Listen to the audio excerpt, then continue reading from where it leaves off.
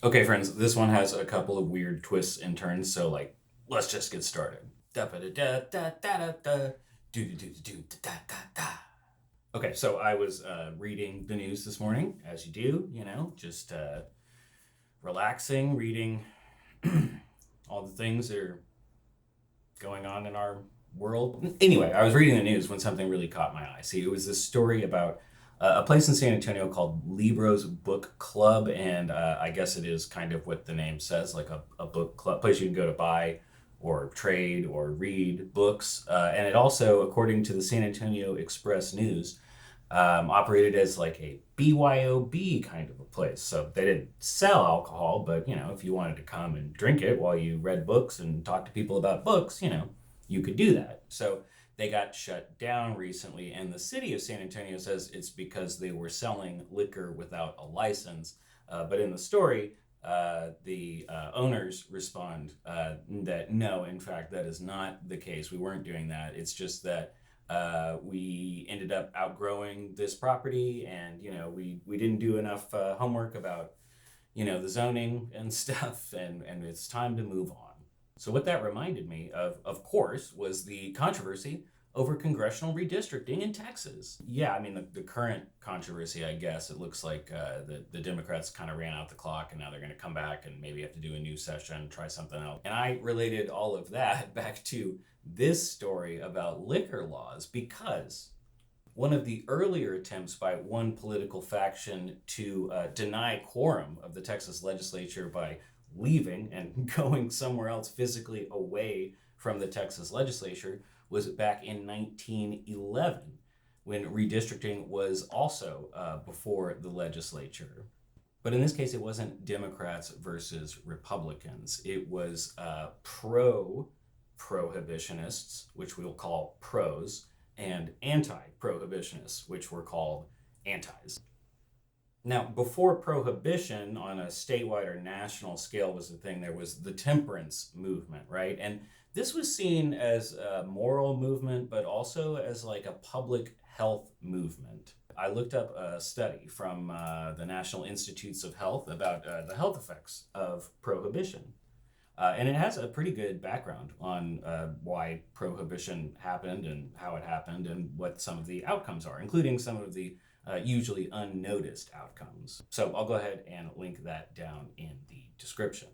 And basically, what they say, the big takeaway is that even after World War II, like the amount of drinking Americans did per capita had fallen. And for the first part of prohibition, it seems like public health outcomes did improve.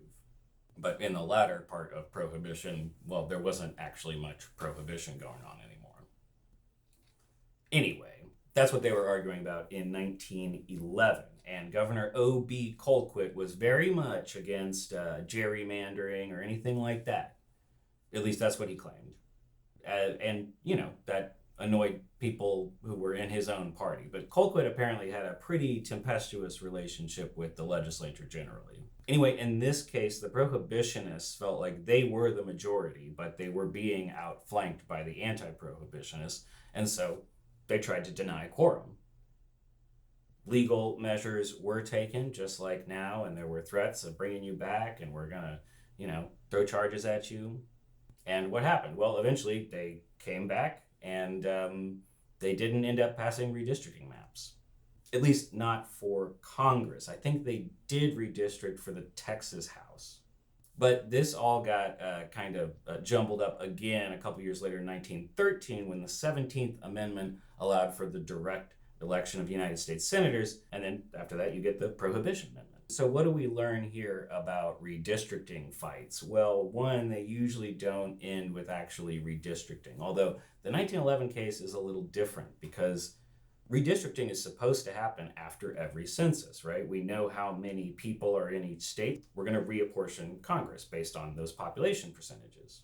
And where it gets controversial, or at least really controversial, is when you're doing it in the middle of a decade, right? You already did the redistricting after the last census, and you said, okay, this is good. This has all got approved. We're going to elect people based on these maps. Here we go. That's Congress. And then a couple years down the road, all of a sudden, you have to cook up some excuse and say, well, actually, these maps that we passed and everybody thought was great, they're actually really biased, and we have to go back and fix them, because really the only reason you can fix a congressional district map or redistrict in between those decennial redistricting events is because maybe it violates the Voting Rights Act. And every decade since the Voting Rights Act, courts have accused Texas specifically and other southern states of violating the act. So now that seems to be the kind of excuse of why redistricting was brought up now. Although, if you read news articles, you'll find that there are many counter arguments to why that might be, and you'll find those in the description.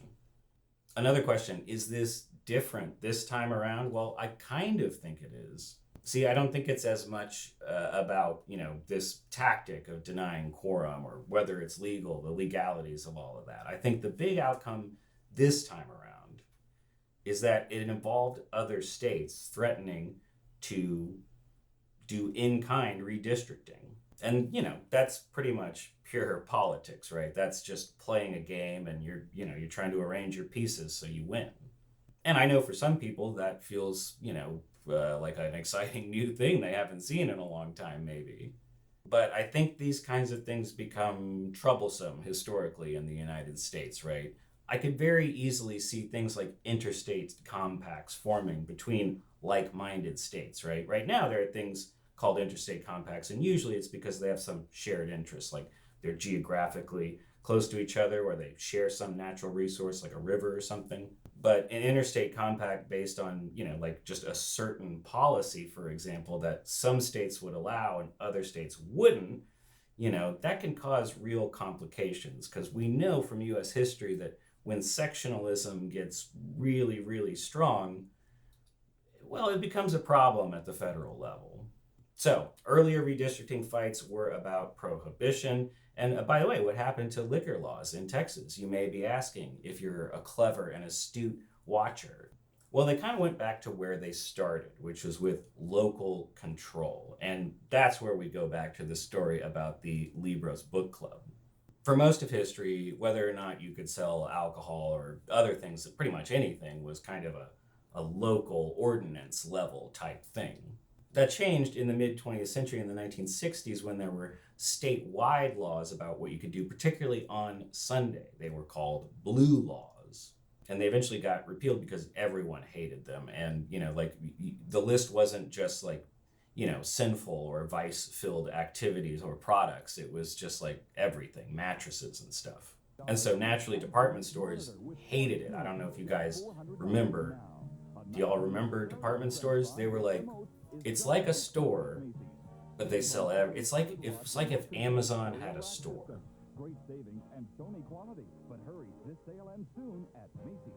But you had to go to it.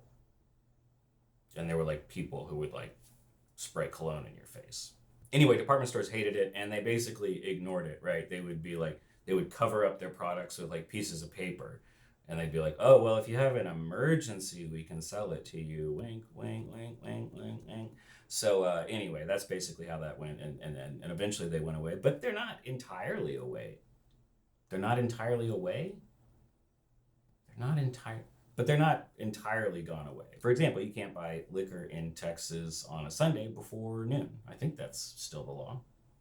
Okay, so we made our comparison of past and present redistricting. What about our comparison of past and present vice laws? Well, of course, one of the things the Texas legislature will be considering when they come back, if they come back, which they probably will, is what to do about tetrahydrocannabinoids. And I think most Texans have found that whole debacle to be kind of like a weird waste of time as well. But I don't know. What do you think? How are things going? How does it compare historically? What do you think about that? Blue laws, redistricting, books. Oh, and another weird twist, of course there has to be another one. They also, the owners of this place got like a bunch of fire on social media because they had employed this person who like had helped their child commit a heinous crime that I won't describe in this video, but you can go look up online, and also like had like weird fascist tattoos and stuff. Anyway, that's just a little wild details in a fun local story about liquor laws that I tried to relate to redistricting. Okay, folks, well, see you on down the trail. Adios, amigos.